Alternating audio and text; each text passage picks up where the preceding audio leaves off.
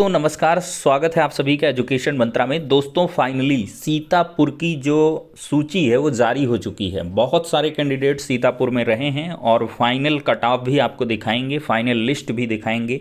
इंतज़ार खत्म हो चुका है और फाइनली सीतापुर में जिन जिन को नियुक्ति पत्र मिला है उनको मेरी तरफ से बहुत ढेरों बधाइयाँ, क्योंकि बहुत सारे लोग हैं और सीतापुर में बहुत ज़्यादा लोगों ने काउंसलिंग कराई है। गोंडा में भी बहुत लोगों ने काउंसलिंग कराई और इसी कारण से वहाँ का कट ऑफ थोड़ा सा ज़्यादा गया।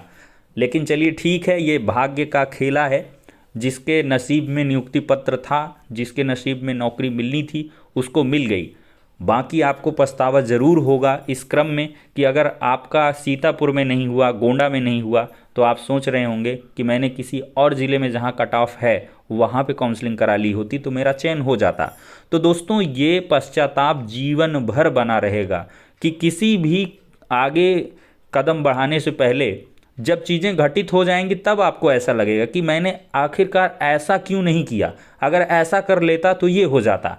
आपका दुर्भाग्य उस टाइम भी था, नहीं तो अगर आपका सौभाग्य रहता तो स्पेशली आपके लिए 68,000 आई थी, 69,000 आई थी, वहाँ हो जाता, और जगहों पर सिलेक्शन हो जाता। तो ये बहुत सारी चीज़ें हैं, इन पर खेद ना प्रकट करें और जीवन में आगे बढ़ें, क्योंकि ये एक मौका था। अगर आपका हुआ तो अच्छी बात है, अगर कहीं आपके कम गुणांक का दूसरी जगह हुआ है तो उस पर पश्चाताप की बात नहीं है, वो सबका अपना अपना नसीब है।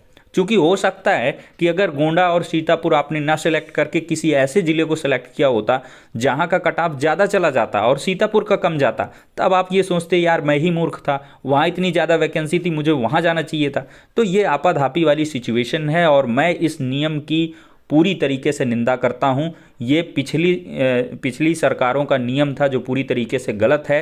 योगी जी की जो भी सरकार है, इसी वजह से मैं प्रशंसा करता हूँ कि हमेशा से ये भी जो भी कदम उठाए हैं वो सभी के हित में रहे हैं।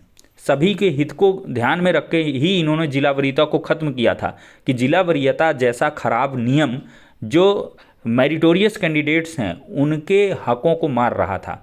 कहीं ना कहीं देखिए, अगर यहाँ पर एक फाइनल प्रदेश की सूची बने और उसमें 12,000 के सापेक्ष कट ऑफ बने और जिसका भाई ऊपर होगा उसका हो जाएगा, जिसका नीचे है तो उसको रिग्रेट नहीं होगा कि यार मैं वहाँ करा लेता, यहाँ ये भागा दौड़ी वाली कंडीशन नहीं आती। तो ये एब्सोल्यूट जो रूल था, खराब नियम था, अप्रचलित कर दिया गया है उसको अब। तो अब कुल मिलाकर आपके लिए और भी अवसर आएंगे, बिल्कुल निराश ना हो और चैनल से जुड़े रहें। मेरे कहने का मतलब ये है, अगर आप जुड़े रहे हैं 69,000 में, जो लोग जुड़े थे उनका हो गया, क्योंकि 69,000 में उन्हें पढ़ाई की, पूरा पीछे का भूल जाइए, आगे का देखिए। आगे भी आपके पास अवसर हैं, बिहार जैसे बहुत सारे राज्य हैं जहाँ पे आपको मौका मिलेगा।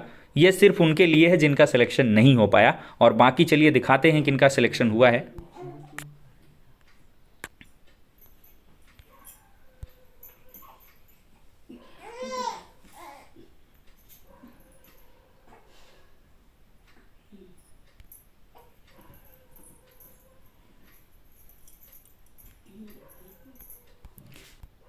ये देख लीजिए, सीतापुर की अनंतिम चयन सूची अनारक्षित वर्ग की है और यहाँ पर पहला नाम आता है ओबीसी कैंडिडेट का हरी सिंह।